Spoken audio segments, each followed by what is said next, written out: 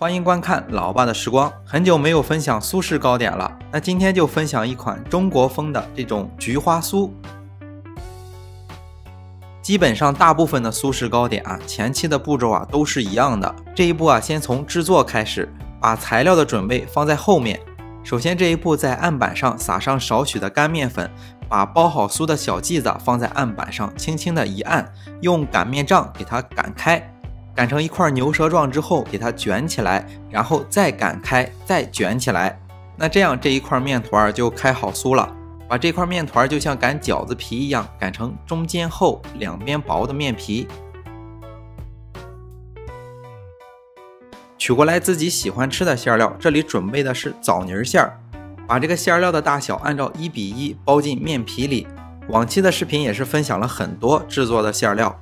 可以取来一把刀，用刀把这个包好的面团给它压扁，然后取来一个擀面杖，用擀面杖在中间怼一个小窝，然后用一把刀把四周切成一半一半的，大概是一共切4份，每份切4瓣，一共是16瓣，然后把每一瓣的切面外翻过来冲上就做好了。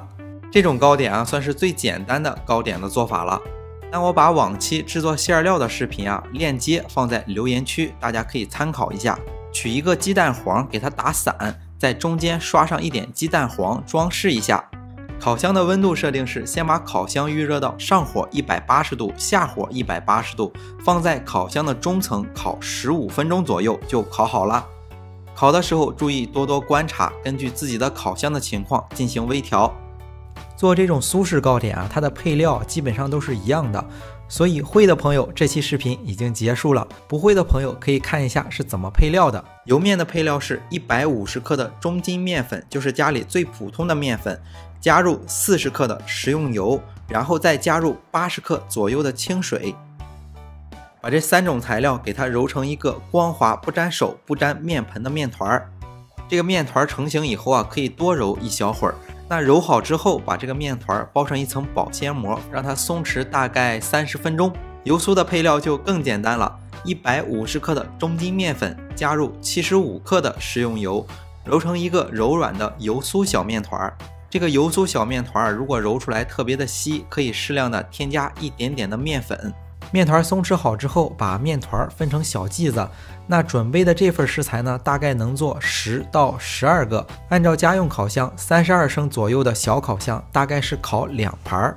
准备的油酥也是12份，每份面皮里包入1份。那到这里就可以接视频刚开始的那一步了。那好了，今天的这个中式菊花酥就做好了。喜欢的朋友可以帮忙关注，点个赞，谢谢大家。